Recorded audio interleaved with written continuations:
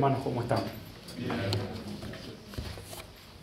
Bueno, hoy continuamos con lo que habíamos introducido el domingo pasado, recordando que el asunto de las doctrinas de la gracia, como hoy nosotros conocemos, tuvo un momento histórico. Ese momento histórico estuvo acompañado, por supuesto, de circunstancias de aquel entonces, pero no solamente de circunstancias, sino también de desafíos teológicos, digamos, respuesta que era necesario dar en ese entonces. Bueno, está de más decir que esas respuestas siguen siendo necesarias aún darlas hoy, porque la dificultad, si se quiere, sigue estando presente en el hecho de que es evidente que no todo el mundo es salvo, es evidente que hay gente, por la misma escritura sabemos nosotros que un día van a ser condenadas, que no abrazan el Evangelio, y estamos los que sí, por decirlo de alguna manera, y eso representa una dificultad, porque si Dios es todopoderoso, y por supuesto tiene el poder para salvar a todo el mundo, y si su palabra es poderosa, más cortante que toda espada de doble filo, y si el que murió es Cristo, la segunda persona de la Trinidad, y por supuesto ese sacrificio es de un poder potencial ilimitado, ¿cómo entonces se explica que no todo el mundo es salvo? Y ahí está, digamos, la gran cuestión. Algunos han dicho entonces que el problema en todo esto tiene que ser el hecho de que el hombre no está decidiendo ir por Dios. No es que Dios no esté haciendo nada, Él ya lo hizo todo, las cosas en un sentido ya exceden de Dios y pasa, como solemos decir, la pelota a estar en cancha de los hombres. Los hombres son los que tienen que responder en base a todo lo que Dios ha hecho. Porque si sospechásemos, y acá está la clave, si nosotros sospechásemos que la razón última por la cual no todo el mundo es salvo es Dios, entonces eso quiebra la cabeza. Porque si la razón es Dios, entonces se puede sospechar de que hay injusticia en Dios. Porque siendo Él todopoderoso, diciendo amar como Él ama, teniendo el poder para salvar a todos, entonces ¿cómo se explica que no todo el mundo es salvo? De vuelta, si sospechásemos que la última causa de todo, sin lugar a dudas, es Dios, bueno, entonces ¿no será que Dios es injusto? Bueno, eso mismo se han planteado nuestros hermanos en el pasado, y entonces nosotros vimos de manera histórica lo que aconteció en ese entonces.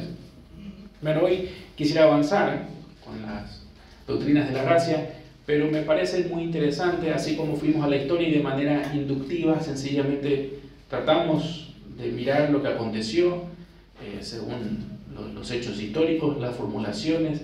No planteamos ninguna postura, simplemente pusimos sobre las mesas las cosas como son. Entonces también me parece interesante que sea la manera en la cual nosotros abordemos la, si se quiere, problemática detrás de estas doctrinas, las doctrinas de la gracia, la elección incondicional de Dios, etcétera, etcétera. Bueno, entonces para eso le voy a pedir que me acompañe con su Biblia. Vamos a Romanos capítulo 9 y vamos a ver entonces a partir del... Nosotros vamos a estar analizando del 14 al verso 18, pero necesitamos acá un contexto para lo que Pablo va a decir. Así que vamos a ir hasta el verso 6 y luego entonces nos concentramos en los versos 14 al 18. Dice así: no que la palabra de Dios haya fallado, porque no todos los que descienden de Israel son israelitas, ni por ser descendientes de Abraham son todos hijos, sino en Isaac te será llamada descendencia. Esto es, no los que son hijos según la carne son los hijos de Dios, sino que los que son hijos según la promesa son contados como descendientes. Porque la palabra de la promesa es esta: por este tiempo vendré y Sara tendrá un hijo.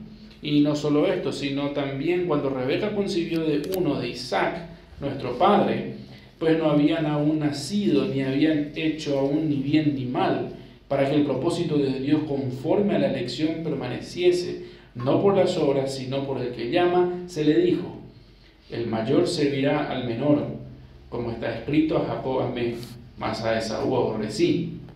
Verso 14. ¿Qué pues diremos? ¿Que hay injusticia en Dios? En ninguna manera. Pues a Moisés dice: tendré misericordia del que yo tenga misericordia, y me compadeceré del que yo me compadezca. Así que no depende del que quiere ni del que corre, sino de Dios quien tiene misericordia. Porque la Escritura dice a Faraón: para esto mismo te he levantado, para mostrar en ti mi poder, y para que mi nombre sea anunciado por toda la tierra. De manera que de quien quiere tiene misericordia, y al que quiere endurecer, endurece.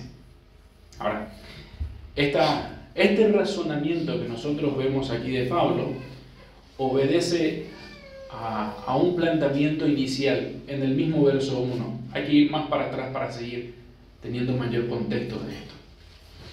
Y Pablo fundamentalmente lo que hace es observar a los judíos, a sus hermanos en la carne, a sus compatriotas, y él observa la realidad de que no todos ellos son genuinos creyentes. Son israelitas, sí.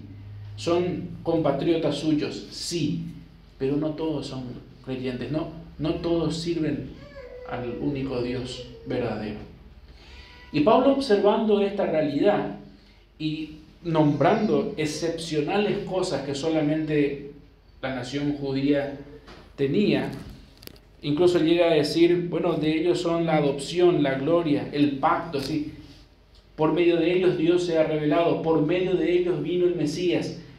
Ellos tienen la palabra, los patriarcas a los cuales se le hizo la promesa, y entonces aquí tenemos una nación tan bendecida por Dios, y sin embargo, la realidad de que no todo el mundo es hijo de Dios, no todo el mundo es creyente, no todo el mundo es salvo. Y entonces, observando esta realidad, Pablo dice: si por mí fuese, yo desearía ser yo el que no sea salvo, desearía ser yo anatema, con tal de que mis compatriotas, mis hermanos, los israelitas, puedan ser salvos.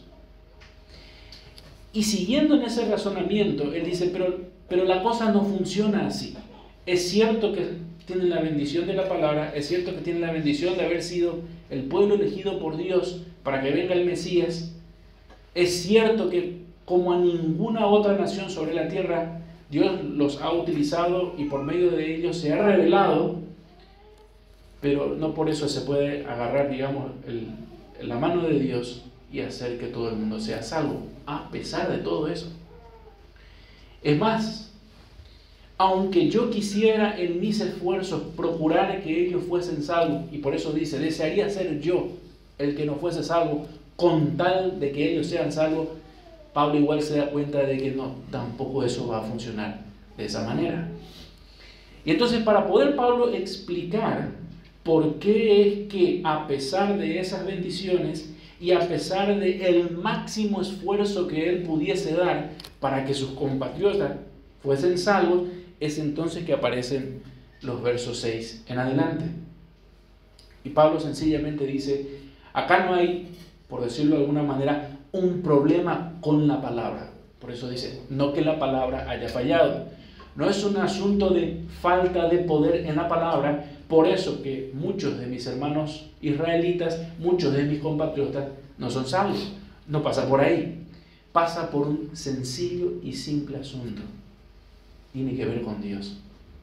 Esto es un asunto que tiene que ver con Dios. Y entonces Pablo va, digamos, para atrás y se nos va al Pentateuco, concretamente va al Génesis. Y empieza mostrando de cómo es que en realidad ellos fueron, entre comillas, merecedores de esas bendiciones, y tiene que ver todo con Dios. Dios fue quien prometió. Dios fue quien eligió a uno. Dios fue. Y esa es la razón. Tiene que ver con Dios. Dios. Y entonces inevitablemente viene la pregunta. Si alguien va a terminar siendo salvo, porque Dios entonces ¿qué pasa con los que no son? Y la respuesta también es porque Dios. Y ese es un problemón. O muchos lo entienden como un problemón. ¿Será entonces que Dios es injusto? Y Pablo se da cuenta que las personas pueden pensar en eso. A sus mismos lectores, quienes iban a leer Romanos, Pablo se da cuenta, acá va a venir la pregunta inevitable, ¿entonces Dios es injusto? Entonces, ¿qué pasa con la justicia de Dios? ¿Cierto? Entonces Pablo, como anticipando esta pregunta que humanamente es razonable, es legítima, es entonces que comienza diciendo en el verso 14, que pues diremos que hay injusticia en Dios. ¿Ven cómo se anticipa Pablo a la pregunta que es inevitable después de todo este razonamiento? Y bueno, ya hemos visto que el asunto de la soberanía de Dios, la elección de Dios, es un asunto ampliamente discutido.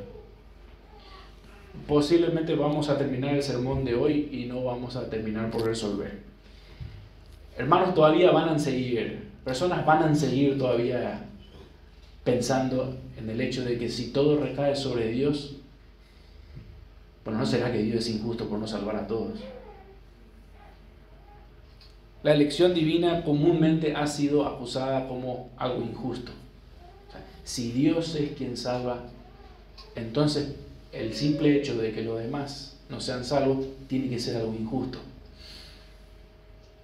Hasta hoy muchos se preguntan, ¿cómo puede Dios elegir a una persona y rechazar a otra sin que siquiera ésta haya nacido? ¿Cómo puede ser esto? Es interesante porque muchos comentaristas abordan este asunto y dan opiniones que considero muy valiosas. MacArthur dice lo siguiente: a la luz de la sabiduría y los estándares humanos, especialmente en las sociedades democráticas, donde las personas son consideradas iguales ante la ley, las ideas de elección y predestinación son repulsivas e inaceptables. Y esto es para pensar.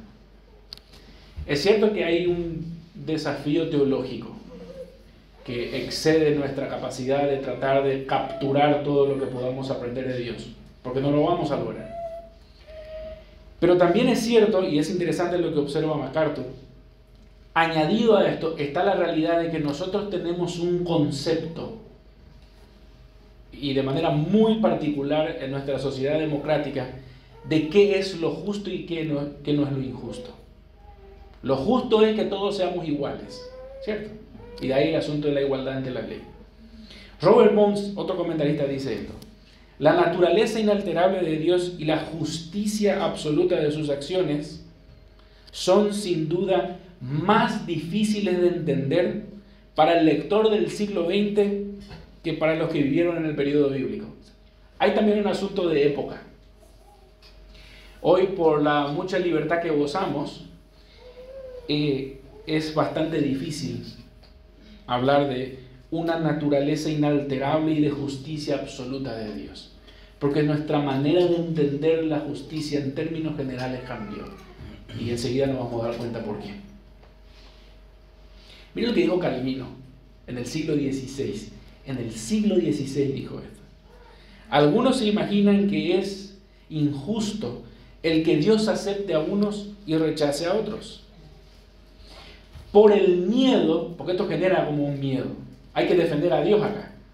Por el miedo de que Dios pueda ser blasfemado o acusado, confiesan que la salvación o la perdición de los hombres depende únicamente de la libre elección humana. Tremendo. En otra parte dice Calvino: se deshace la escapatoria frívola de los escolásticos respecto a la presciencia. Ya en el tiempo de Calvino, esto representaba una dificultad. Y los escolásticos, en resumen, los que tendían más hacia un humanismo, hacia un razonamiento desde las perspectivas meramente humanas, terminaban hablando de la presciencia. ¿Se acuerdan? Presciencia. ¿Se acuerdan lo que habíamos visto el domingo pasado? Robert Mons, de vuelta. Esto es lo que más, esto es lo que nos va a dar pie. a tratar de entender lo que pasa acá en Romanos. Dice esto: culpar a Dios por mostrar misericordia a algunos, mientras endurece a otros, es requerir, acá voy despacito, es requerir que se conforme Dios, que Dios se conforme a nuestro falible y arbitrario concepto de justicia. Y para mí acá le dio en el clavo. El gran problema de tratar de hablar de Dios en términos de si Él es justo o injusto, para elegir a quién salvar y evidentemente a quién no, pasa no tanto por lo que Dios hace, sino por qué es lo que nosotros entendemos de justicia. Ese es el gran problema. Por la manera en la cual nosotros concebimos el concepto de justicia, es que esto se nos hace un lío. Y entonces sí, lo que tenemos en el verso, de los versos 15 al 18, según nos estuvimos leyendo, es más bien una defensa de la justicia de Dios. Porque a la pregunta de si Dios es injusto entonces al elegir, viene una acusación implícita de que Él es injusto. Entonces todo lo que Pablo va a hacer ahora, hablando de la salvación, hablando de la reprobación, etcétera, etcétera, fundamentalmente es defender la justicia de Dios. Y eso es vital para poner, digamos, como base para entender las doctrinas de la gracia. Si yo voy a cuestionar la justicia de Dios, yo necesito entonces primero entender qué es la justicia. Entonces se va a dar cuenta que hay unas preguntas que son retóricas en los versos 15 al 18. Pablo está anticipando una objeción, la objeción de que Dios es injusto.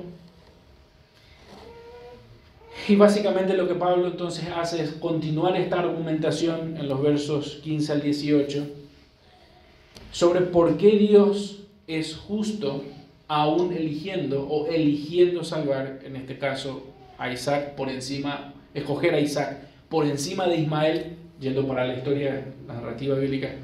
¿Por qué Dios es soberano y justo al escoger a Jacob por encima de Esaú, incluso antes que naciera? Todas estas referencias que nosotros vemos aquí tienen como objetivo argumentar sobre el hecho de que Dios escogió a algunos para que fuesen herederos de la promesa, lo que vimos en los versos anteriores, y otros sencillamente no. La gran conclusión que se plantea es que nadie es escogido o rechazado a causa de quien era o habría de ser. Y ese es el punto. Y por eso tanto énfasis. Sin que ellos antes naciesen, todavía ni había nacido Jacob, todavía ni había nacido Esaú, todavía no habían hecho ni bien ni mal, dice las Escrituras. Y el asunto es ese. Sin siquiera antes de que ellos hayan nacido, es decir, todavía ni hicieron nada, todavía no eran quien ellos debían de ser, todavía ni siquiera habían hecho lo que ellos iban a hacer, y Dios soberanamente actuó. Porque tiene que quedar, digamos, claro a todo el mundo de que lo que sucede en este caso con la nación israelita y con aquellos que son salvos en la nación israelita tiene que ver con el hecho de Dios es el que llama, sino por el que llama, y ese es el énfasis. Esto es así porque Dios lo determinó. ¿Por qué Jacob? Porque Dios lo determinó. ¿Por qué Isaac? Porque Dios lo determinó. ¿Por qué la nación de Israel por encima de las otras naciones? Porque Dios lo determinó. ¿Por qué es que algunos son salvos en la nación de Israel y otros no? Porque Dios así lo eligió. Y todo tiene que ver porque Dios, porque Dios, porque Dios, porque Dios. Y ese es el gran tema ahí. Ahora, todavía no salimos del problema, siendo honestos. Porque si la razón es porque Dios, porque Dios, porque Dios, todavía queda la pregunta, ¿y no es injusto Dios? Si es todo porque Dios, entonces ¿qué culpa tiene el que no es salvo? Si todo es porque Dios. Y naturalmente hay como una respuesta, una objeción natural en cualquiera de nosotros por nuestra manera de entender la justicia. Y esta objeción que sale de manera automática, que Pablo lo previó y que nosotros lo podemos tener, consiste en afirmar que Dios fue injustamente arbitrario. Porque piensen esto, todavía ni nacieron, todavía ni hicieron bien ni mal, todavía, y entonces, ¿Dios no será injustamente arbitrario? Entonces, al escoger a uno por encima del otro, sin que los otros siquiera tuviesen la oportunidad de poder confiar en Él, de elegir a Él o de rechazarlo. En términos prácticos, si uno sospecha de eso, equivale a decir que Dios es injusto. Y ese es el gran asunto. Cualquier cosa que nosotros digamos o pensemos que nos lleve a la duda de que en realidad hay una parte en la cual nosotros sí somos merecedores de algo, nos lleva a sospechar de la justicia de Dios o a acusar de Dios de que es injusto. De vuelta, estamos en la problemática de que si nosotros tenemos un concepto de justicia, es decir, la famosa igualdad de oportunidad, igualdad ante la ley, todos tenemos derechos, etcétera, etcétera, etcétera, en nuestro entendimiento de lo que es justicia, Dios va a resultar alguien injusto. ¿Por qué? Porque no fue imparcial, fue parcial, fue arbitrario, etcétera, etcétera, etcétera. Ahora, ¿y entonces qué es justicia? O mejor dicho, ¿y qué es injusticia? Si yo voy a sospechar que Dios es injusto, yo necesito primero entender que es en la Biblia alguien injusto. Para nosotros alguien injusto, yo me acuerdo muy bien cuando era pequeño. Por esas cosas de la vida, papá fue a una reunión y por ese entonces si comíamos una hamburguesa de McDonald's era una vez al año. Y imagínense, la mayor felicidad de un niño es poder ir a uno de estos lugares y poder comer una de estas hamburguesas. No sé si para todo el mundo, creo que sí, va igual para todo el mundo. Los que tienen hijos saben muy bien.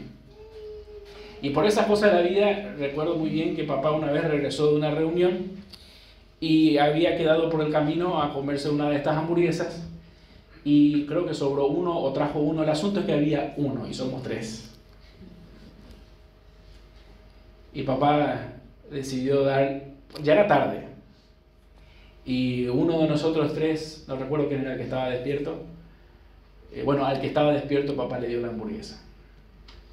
El asunto es que al día siguiente nos enteramos de que uno recibió la hamburguesa. Y la acusación inmediata es, qué injusto. Qué injusto, papá. O sea, ¿por qué él? ¿Yo acaso también no? Yo también no soy tu hijo, etc. Ustedes saben cómo funciona esto, ¿verdad? Así funciona. Pero es por la manera en la que nosotros entendemos qué es justo y qué es injusto, ¿cierto? Nosotros tenemos una medida para lo que es justo y lo que es injusto, ¿cierto? Ahora, en la Biblia no necesariamente es así. La Biblia no habla de la injusticia en nuestros términos, o de la justicia en nuestros términos, no lo hace. Y así, por ejemplo, sobre la injusticia, la Biblia en una parte simplemente dice, es algo que no es recto, pero de vuelta, ¿según quién? Otro dice, la injusticia es maldad, es un pecado, acá está la verdad y acá está la mentira, o sea, la injusticia es lo opuesto a la verdad. Sospechar de injusticia de Dios es sospechar que Él no es verdadero. Sospechar que Dios es injusto es sospechar que Él es pecaminoso. La injusticia es no apegarse a las leyes, por ejemplo. Sospechar de que Dios es injusto es decir que Él muta, Él no es inmutable. Él cambia, Él es caprichoso, Él es mentiroso. Entonces es tremendamente fuerte hablar de que Dios es injusto. Porque es acusable de todas estas cosas. Mire en Romanos cómo tenemos un entendimiento de lo que es injusto. Romanos capítulo 2, verso 8. Ustedes van a poder observar un paralelismo interesante ahí. Dice, pero ira y enojo a los que son contenciosos y no obedecen a la verdad, sino que obedecen a la injusticia. ¿Notó el contraste ahí? Los que no obedecen a la verdad son aquellos que obedecen a la injusticia. Decir que alguien es injusto es fundamentalmente decir que ese alguien no es verdadero. Usted recordará en 1 de Juan capítulo 5, verso 17, como la palabra afirma, toda injusticia es pecado. Ser injusto es ser pecaminoso, ser pecador. O sea, si Dios es injusto, no solamente es sospechar de que en Él no hay verdad, sino que Él es mentiroso, sino que Él también es pecaminoso. Ahora, ¿y qué dice la Biblia entonces de la justicia? ¿Qué nos enseña la Biblia de la justicia? La verdad es que en las Escrituras nosotros encontramos que Dios, lejos de ser injusto, en realidad Él es justo, recto, veraz y sin ningún tipo de maldad. Yo les leo Deuteronomios 32:4. Él es la roca cuya obra es perfecta, porque todos sus caminos son rectitud. Dios de verdad, no mentira, verdad, recto, sin ninguna iniquidad en Él. Él es justo y recto. Ahí tiene la definición de quién es Dios. Justo, recto. Pero no solamente Dios es así, recto, justo, verdadero, sin ninguna iniquidad, sino que todo lo que Él dice es justo. Y a eso hay que prestar atención. Dice 2 Samuel 7:28. Ahora pues, Jehová Dios, tú eres Dios, y tus palabras son verdad.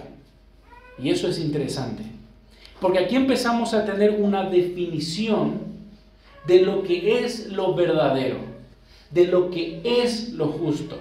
No solamente tenemos el hecho de que Dios es justo, de que Dios es verdadero, sino que ahora la Biblia nos explica en qué consiste esa justicia, en qué consiste esa verdad.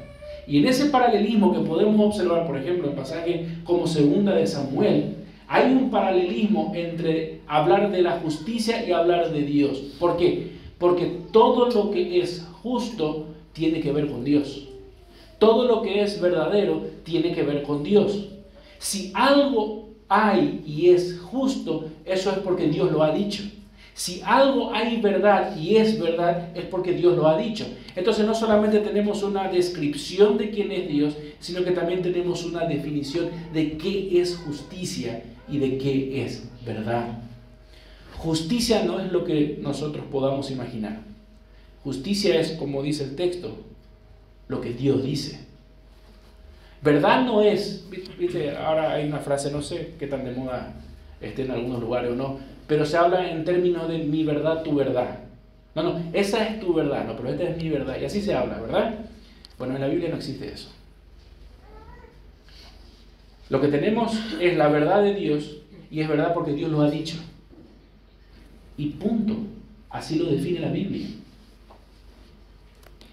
Si Dios es entonces verdad, si Dios es Dios, o sea, tiene que ver con el hecho de que Dios es Dios.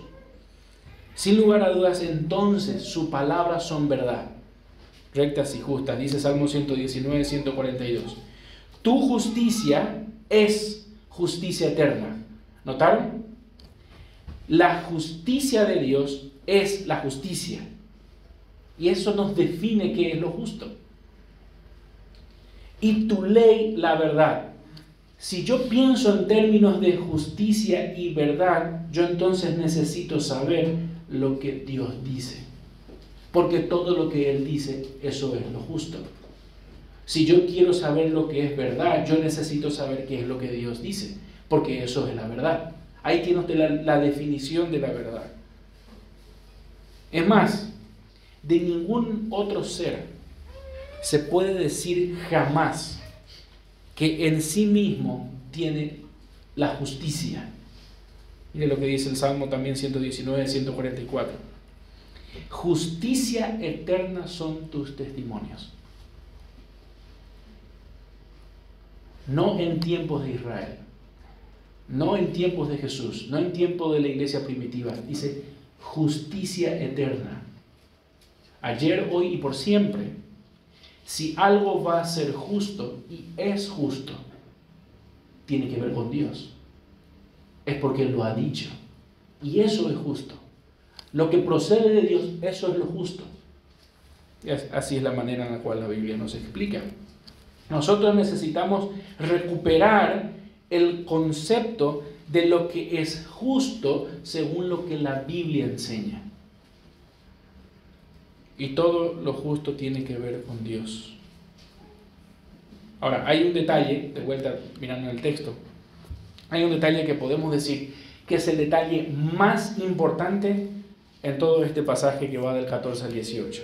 Todavía no hemos desarrollado mucho, simplemente estoy introduciendo el asunto de la justicia, porque es vital para entender lo que Pablo quiere argumentar.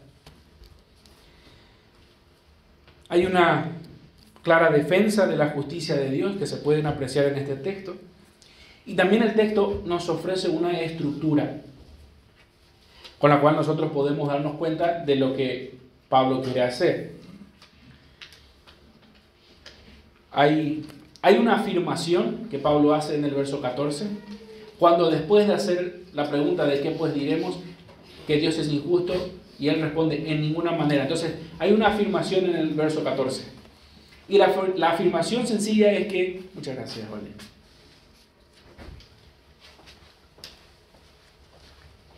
La afirmación sencilla es esta: Dios no es injusto. Y eso Pablo lo deja en el verso 14. ¿Es injusto Dios? No, Dios no es injusto. Ahora, después de dar esa afirmación, Pablo lo que hace es presentar dos razones por las cuales Dios no es injusto.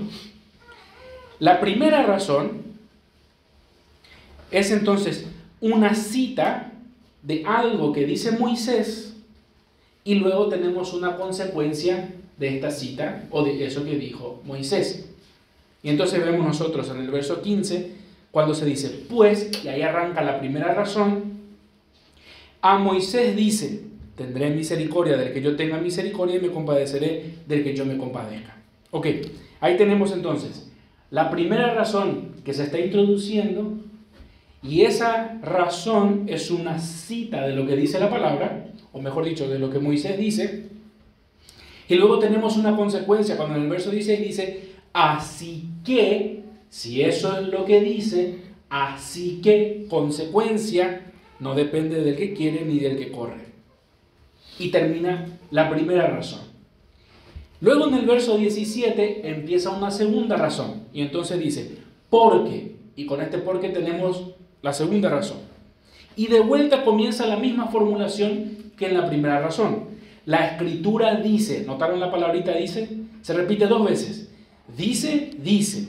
Y entonces, a Faraón, etcétera, etcétera, etcétera, etcétera. Verso 18. De manera que, y ahí de vuelta la consecuencia, de quien quiere tiene misericordia, y al que quiere endurecer, endurece. Entonces, en esta estructura que nosotros acabamos de observar, es la manera que Pablo presenta las dos razones en el texto para afirmar de que Dios no es injusto. Hay una cita, una consecuencia, primera razón. Luego tenemos de vuelta una cita y una consecuencia, segunda razón. Ahora, da la sensación, si prestamos atención, de que esta defensa que Pablo está haciendo no es muy sólida. Y le voy a explicar por qué. Uno puede ver que aparentemente Pablo está argumentando que Dios no es injusto, porque eso es lo que está haciendo, diciendo casi lo mismo que ya dijo antes. Y les muestro en el verso 11. Miren el verso 11. Dice así el texto: para que el propósito de Dios conforme a la elección permaneciese, no por las obras, sino por el que llama. Y ahí tenemos una razón de lo que Pablo discutió en el verso 11, ¿cierto? Ahora mire lo que pasa en el verso 16. Así que no depende del que quiere ni del que corre, sino de Dios quien tiene misericordia. Pregunta, ¿eso no es demasiado similar a lo que ya acabo de decir en el verso 11? Este énfasis en que lo que corresponde es la elección de Dios y las cosas son por la elección de Dios, es decir, por quien llama, con el hecho de que no depende del que quiere ni del que corre, sino de Dios quien hace esto. El razonamiento es algo así, de lo que está pasando acá en el verso 15 y más abajo, de lo que ya ocurrió antes. Dios elige sin tener en cuenta lo que el hombre puede hacer, porque, y acá viene el razonamiento, porque Dios elige sin tener en cuenta lo que el hombre puede hacer. Y eso es raro, porque está esta afirmación, hermanos, Dios elige sin tener en cuenta lo que el hombre puede hacer. ¿Y sabe por qué? Porque Dios elige al hombre sin tener en cuenta lo que él puede hacer. Eso es lo que está haciendo Pablo acá. Del asunto de la libre elección de Dios ya lo habló antes y lo vuelve a hacer. Es más, lo presenta como la gran razón a tener en cuenta, y por eso les había anticipado de que parece extraño esta forma de argumentar. Es como nosotros los papás cuando le decimos algo a nuestros hijos y no cuestionan, ¿cierto? Y cuando las cosas se van un poco de mano, lo que los papás solemos hacer, hijo, así es. ¿Y por qué, papá? Porque yo te estoy diciendo. No, pero yo te digo. Y nosotros nos damos cuenta en la cara de nuestros hijos de que, porque vos decís, y sí. No me puedo, no. Pero fíjate, no, yo te estoy diciendo, no, y ya. Y entendemos eso, ¿cierto? Porque algo entendemos de la autoridad. Bueno, Pablo está haciendo algo similar. ¿Sabe por qué Dios elige? Sin tener en cuenta lo que los hombres hacen. Porque Dios elige sin tener en cuenta lo que los hombres hacen. Es así. Y eso es lo que Pablo está haciendo acá en Romanos. Ahora, no termina este paralelismo de esta manera. Se vuelve a repetir. Y eso se repite, por ejemplo, en el verso 13. Observen el verso 13. Dice, como está escrito, a Jacob amé, mas aún aborrecí. ¿Ok? Ahora mire lo que pasa en el verso 18. De manera de quien quiere tiene misericordia, y al que quiere endurecer, endurece. ¿No es lo mismo que ya acabó de decir? Es exactamente lo mismo. De vuelta, el razonamiento aquí es este. Dios tiene misericordia de quien quiere. ¿Por qué? Porque Dios tiene misericordia de quien quiere. Y ya está. Así lo dice la Biblia, así lo hace. Y entonces, acá alguno ya puede empezar a decir, no, pues este es un argumento circular. No vale como argumentación, argumentar de esta manera. Pero, y piense, ¿y de qué otra manera se puede justificar a Dios? ¿Cómo Dios se puede justificar si no es con lo que Él mismo dice de Él? Nosotros sí necesitamos, no, porque fíjate que, pero Dios no puede hacer eso, no va a hacer eso. Si Él es la fuente de toda verdad, si Él determina lo que es justicia, no va. ¿Dónde hay otro en lo cual podamos amparar a Dios para determinar su proceder como justo o injusto? Si Él determina lo que es justo y lo que es injusto. La única manera en la cual Dios puede ser justificado, y esta es la clave en el texto, es con lo que Él mismo dice. Y ahí hay dos énfasis en nuestro texto. Dice. Pablo todo lo que está haciendo para tratar de razonar con aquellos que puedan tener alguna objeción respecto a Dios es, mirá lo que Dios dice. Dios dice. Y esa es la gran argumentación, ese es el gran razonamiento. Nadie puede hablar de Dios sino es de la manera exacta en la que Él se ha revelado. Entonces es en ese sentido circular, porque hablamos de Dios como Él elige que se hable de Él, y está súper bien, así tiene que ser. No va a ser de otra manera. Por eso entonces Pablo expone dos razones basado en lo que Dios dice de Él. Y ese es el gran punto.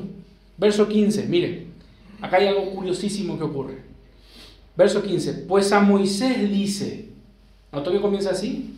Pues a Moisés dice, y mire, ¿quién es el que dice?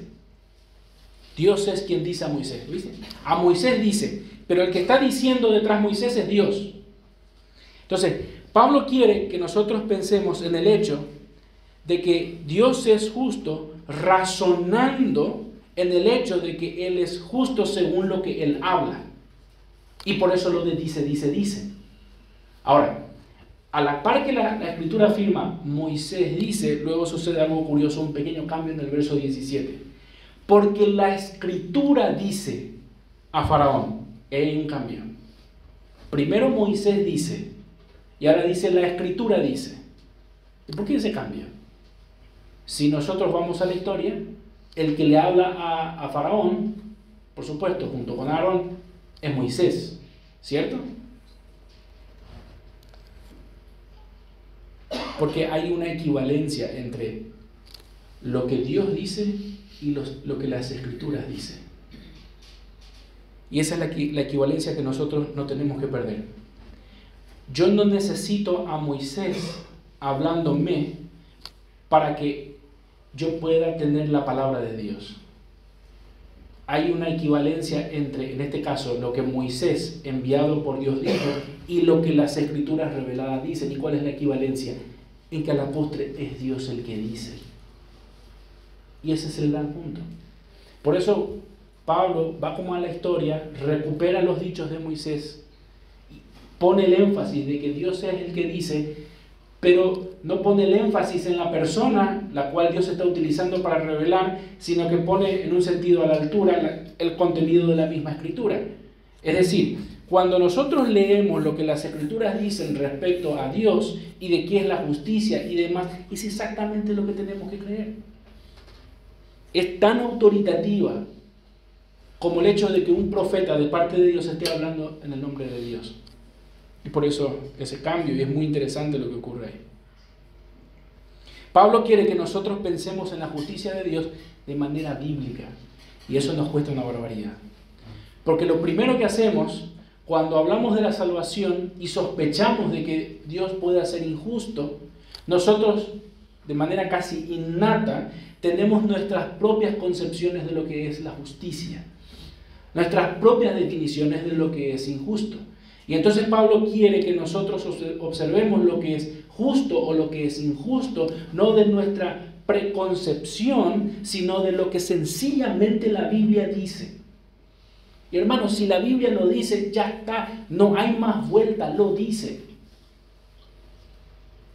Ya en todo caso es una cuestión de sujeción, de humillación, de reconocer la autoridad de la palabra. Detrás de esta discusión de si Dios puede elegir para salvar a uno o no, también hay en un sentido un aspecto de orgullo. ¿Por qué? Porque si la Biblia dice algo y a mí no me parece que tenga que ser así, eso es orgullo. Porque yo necesito sencillamente sujetarme a lo que la Biblia dice. Y si lo dice, lo dice. Ya lo dice. Ya está, lo dice. Este conflicto en realidad está en nuestra mente, no está en la Biblia. Si nosotros leemos, y es claro, es un conflicto nuestro. Como creyentes nosotros no podemos filosofar según nuestros razonamientos. O sea, si Dios es injusto o no es injusto al elegir. Lo justo es que nosotros pensemos en la elección de la manera que Dios quiere que nosotros pensemos en la elección. Eso es lo justo. Si queremos hablar en términos de justicia. Hay un título, casi como que lo estoy dejando para el final, el título del sermón. Pero el título del sermón básicamente es este. Dios no es injusto al elegir salvar a algunos. Bueno, ¿y por qué? La manera en la cual lo hace Pablo. Porque la Biblia lo dice así. ¿Por qué? Y porque la Biblia dice así. Esa es la autoridad. Ese es el razonamiento. Eso es lo que Pablo hace. Dios no es injusto. Sí, bueno, pero ¿por qué? Y porque la Biblia dice así. Mira, Moisés dice, la Escritura dice, lo dice así. Entonces, las razones que están dependiendo detrás de esta afirmación son las dos que vimos en la estructura. La primera es, ¿sabe por qué Dios no es injusto al salvar a algunos? Porque es un asunto de Dios.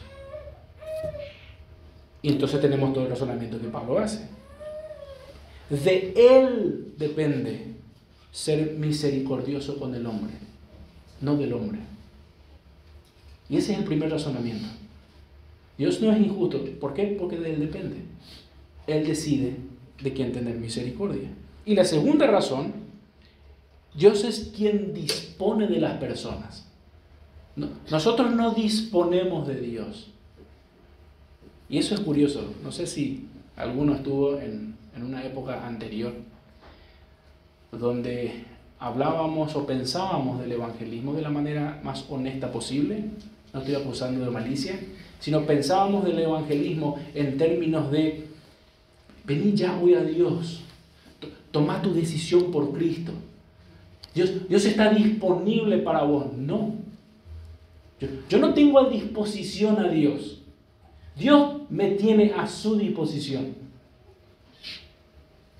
Yo voy a ser salvo si Dios me salva. Y por favor, Señor, sálvame. Y por favor, Señor, mira mi duro corazón. Por favor, Señor, limpiame de mis pecados. Estoy hundido, Señor. Señor, yo estoy perdido. Ten misericordia de mí. Acá estoy, Señor. Yo reconozco mis pecados. Perdóname, sálvame, Señor. No sé qué haría. Solamente tú tienes palabra de vida. Señor, tú no estás como el Aladino para pedirte favores y acudir a ti cuando se me ocurra. No, sáquese de la cabeza de que usted va a ir a Dios en los tiempos que usted quiere, y mientras tanto usted puede vivir su vida como se le plazca. No, usted vive porque Dios tiene misericordia de usted. Y si su corazón no paró y no está en la tumba, es porque Dios sigue teniendo misericordia de usted. Y si usted es salvo y entendió la verdad del Evangelio, es porque Dios tuvo misericordia de usted y tiene misericordia de usted. Y si otros lo están tomando como locura y no lo entienden, lamentense, pero por lo profundo que es la pecaminosidad humana, lo extraño, lo decadente que es nuestra naturaleza humana por rechazar a Dios, y ruéguele a Dios, que es Señor de salvación, porque otro sea salvo también. Porque Dios dispone. ¿Por qué? Y eso es muy claro en el texto. Él elige tener misericordia. Y a otros endurece. Bueno, eso necesita sin lugar a dudas explicación. ¿Cómo es esto de que, y con esto vamos a terminar, cómo es esto de que Dios endurece a las personas? Si en Él no hay mal, y Él no va a obrar en maldad nunca jamás, ¿cómo es que el texto dice que Dios a algunos endurece? ¿No es esto un acto de maldad de parte de Dios? Endurecerle a alguien para que esta persona finalmente termine condenada. ¿Qué culpa tuvo la persona de haber sido endurecida por Dios para que entonces sea condenado? Bueno, esa es una objeción común. Bueno, esto de vuelta se conecta, se habrán dado cuenta en el texto, que se conecta al Éxodo, al relato de Faraón. Hay algo muy interesante que sucede en Éxodo. Si se puede, voy a ir citando algunos versos, pero si pueden mantener la hoja de la Biblia en el capítulo 32 del Éxodo, va a estar muy bien. ¿Usted se acuerda cuando Moisés recibe las tablas en el monte Sinaí, de los mandamientos? Y Aarón se prestó, por insistencia del pueblo, a fabricar ese conocido becerro de oro. En el texto es muy enfático de que el pueblo fue quien pecó, el pueblo, todo, en su conjunto. Y dice así el verso 1 del capítulo 32. Viendo el pueblo, guarde esa frase, viendo el pueblo en su conjunto, que Moisés tardaba en descender, entonces se acercaron a Aarón y le dijeron, el pueblo. Entonces, en su conjunto deciden levantar este becerro. Por este suceso que nosotros conocemos, Dios había juzgado a Israel. Y ese mismo día murieron como 3.000 hombres. Si nosotros vamos hasta el final, nos vamos a dar cuenta de esto.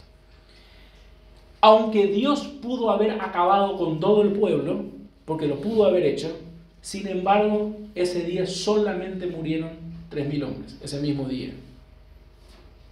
Ahora, Moisés estaba horrorizado por este gran pecado de la nación de Israel. El becerro, pagaron las consecuencias ese mismo día, y entonces Moisés intercede a favor del pueblo ante Dios. Y Moisés le dice esto a Dios en el verso 31. Entonces volvió Moisés a Jehová y dijo, te ruego pues, este pueblo ha cometido un gran pecado, porque se hicieron dioses de oro, que perdones ahora su pecado, y si no, ráeme ahora de tu libro que me has escrito. Pausa. ¿Recuerdan lo que Pablo quiso arrancando el verso 9? ¿Recuerdan? O sea, yo mismo desearía ser anatema con tal de que, mis hermanos, ahora noten la expresión de Moisés, que perdones ahora su pecado, y si no, ráeme ahora de tu libro que has escrito. O sea, Moisés, en todos sus esfuerzos, digamos, humanos, está tratando de lograr algo, digamos, ¿sí? Verso 33. Y Jehová respondió a Moisés, al que pecare contra mí, a este yo raeré de mi libro. Y Moisés era un pecador. Verso 34. Ve pues ahora, lleva a este pueblo a donde te he dicho, y he aquí mi ángel irá delante de ti, pero en el día de castigo yo castigaré en ellos su pecado. Verso 35. Y Jehová hirió al pueblo porque había hecho el becerro que formó.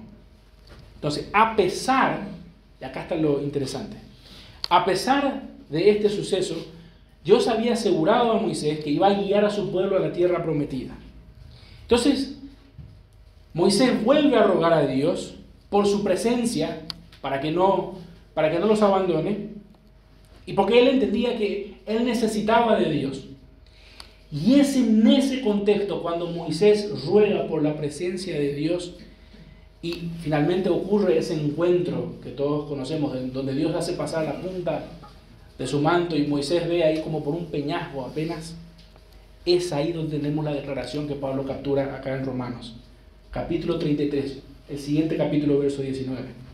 Yo haré pasar todo mi bien delante de tu rostro y proclamaré el nombre de Jehová delante de ti, y tendré misericordia del que tendré misericordia, y seré clemente para que con él que seré clemente. Es en ese contexto donde Dios está eligiendo perdonar y no exterminar a la nación, y aún así a muchos de ellos castigar con muerte, y muchos de ellos siguieron muriendo por el camino. Es que Dios dice, no, yo voy a tener misericordia de quien yo quiera tener misericordia.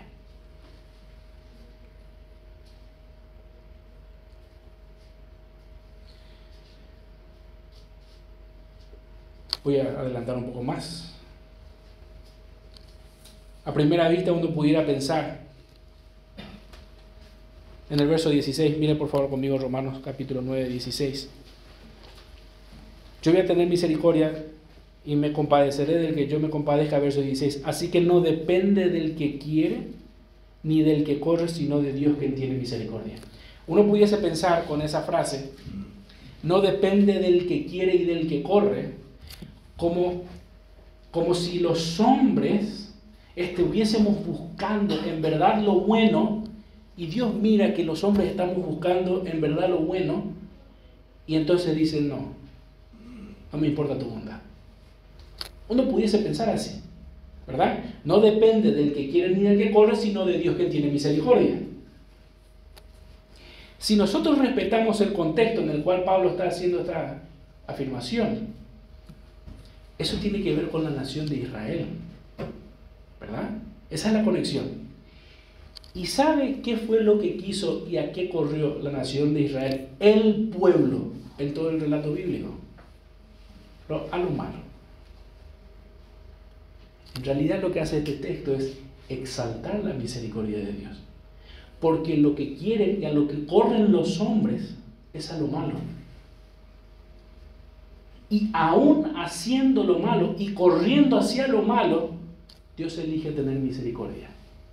Y eso es lo extraordinario.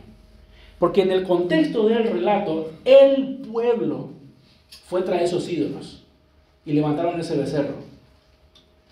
Y no dependió de lo que hicieron, dependió de Dios, que quiso tener misericordia de ellos. Tenían que haber sido exterminados por Dios, pero no dependió de eso. Fue por la misericordia de Dios que finalmente llegaron a tierra prometida.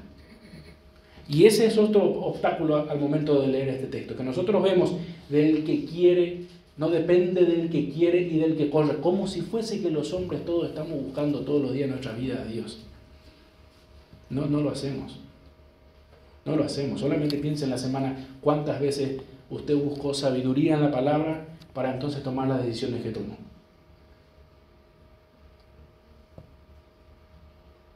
¿Cuántas veces ora al Señor pidiendo su guía?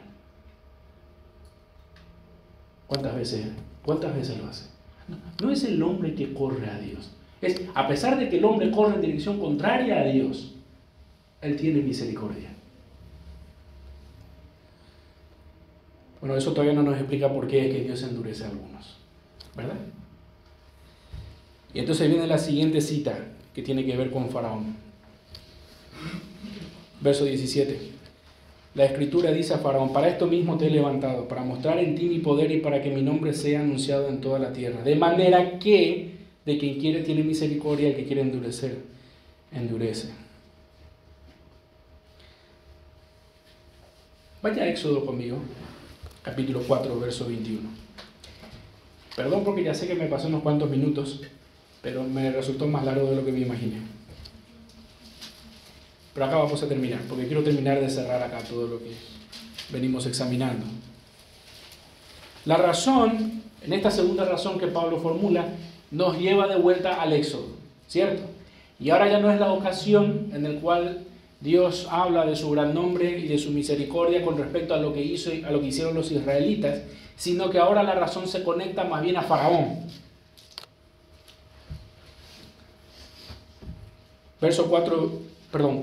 Capítulo 4, verso 21, dice así: dijo Jehová a Moisés: cuando hayas vuelto a Egipto, mira que hagas delante de Faraón todas las maravillas que he puesto en tu mano, pero yo endureceré su corazón, de modo que no dejará ir al pueblo.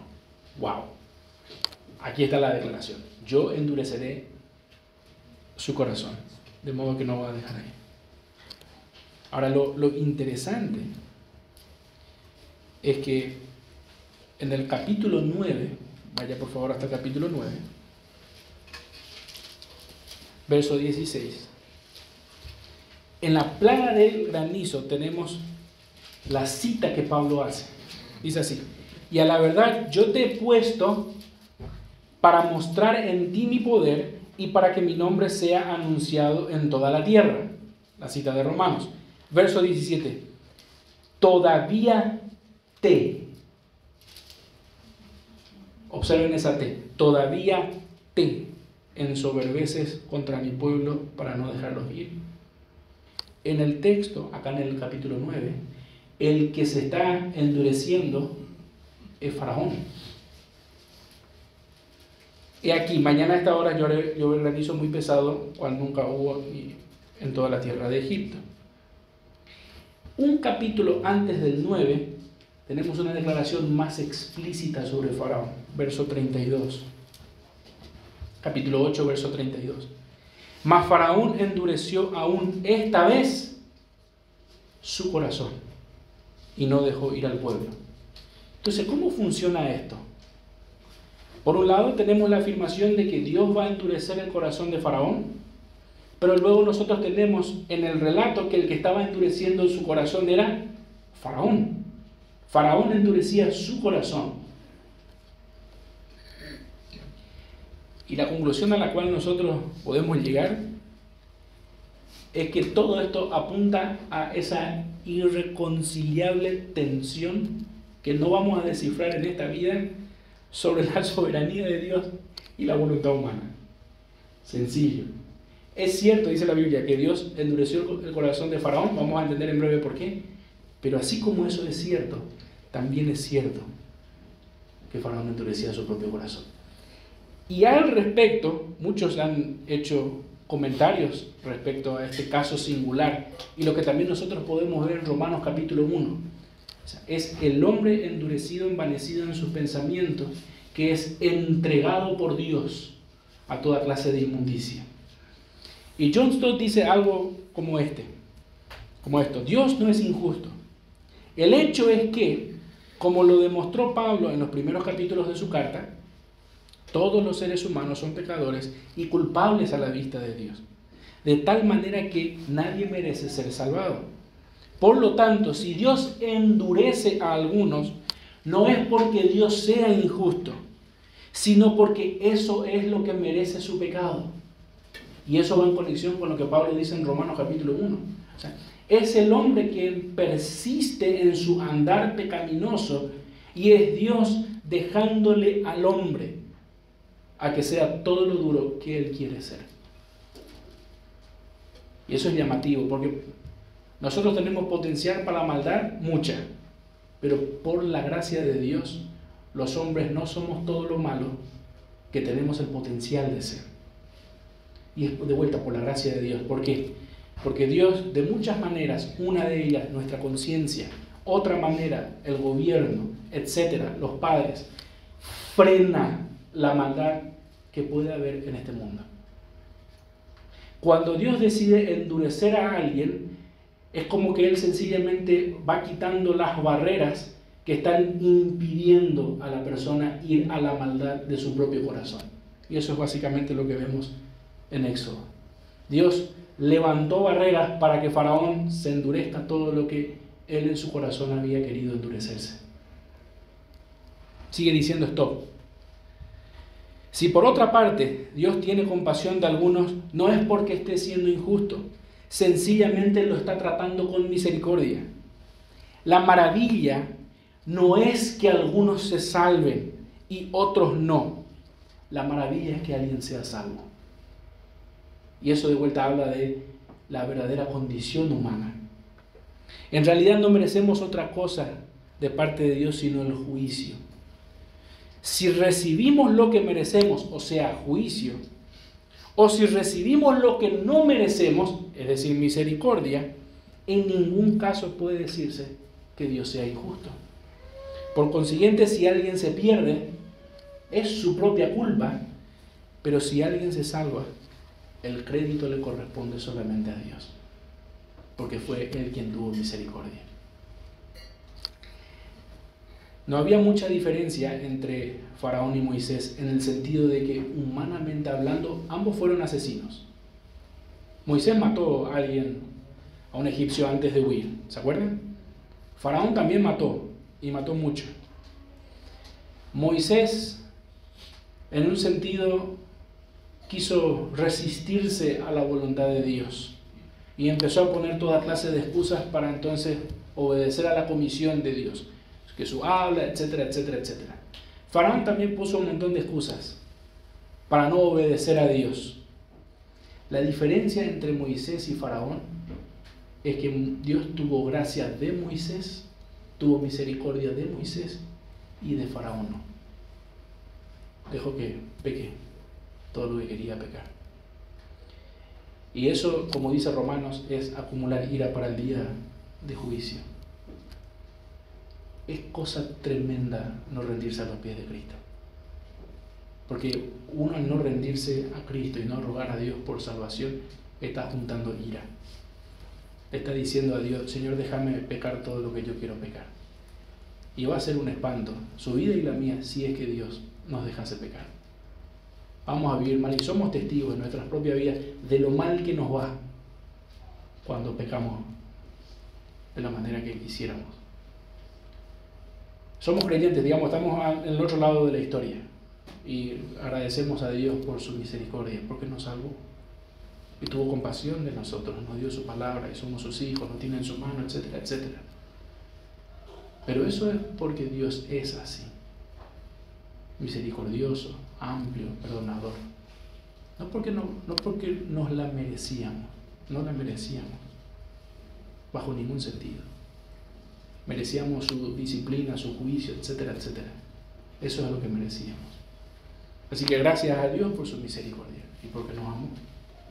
Vamos a orar, hermanos. Vamos, Padre Celestial, muchas gracias porque podemos libremente abrir tu palabra. Gracias, Señor, porque tú nos instruyes en ella, porque nosotros podemos conocerte, Señor. Ayúdanos a eso, Señor, a conocerte, a alabarte por quien tú eres, reconocer tu grandeza, tu misericordia, tu justicia, tu soberanía, Señor. Ayúdanos en eso. Nosotros con nuestras mentes limitadas tendemos a ser torpes, Señor. De maneras en las cuales tú nos tienes paciencia, Señor, no te conocemos como corresponde. Señor, ayúdanos a vencer la pereza y a estudiar con más diligencia tu palabra, de tal manera que podamos asombrarnos en lo que ella dice, Señor, no a meter nuestros conceptos en tu verdad. Señor, nosotros queremos alabarte, amarte, seguirte por quien tú eres, Señor. Tú te glorificas en tu nombre, Señor, no en el nombre que nosotros pudiésemos inventar para ti. Señor, tú no necesitas nuestra defensa, tú no necesitas que nosotros justifiquemos quien tú eres. Señor, tú te justificas solo por medio de tu palabra. Señor, ayúdanos a ser humildes y a aceptar tu verdad, así de sencilla como tú nos has revelado. Danos humildad para poder entenderla, que nuestro orgullo no se interponga. Y Señor, ayúdanos a crecer en santidad a medida que te conocemos. Gracias por todo esto. Ruego por mis hermanos presentes, aquellos que por alguna razón no pudieron estar aquí hoy. En el nombre de Cristo Jesús. Amén. Amén.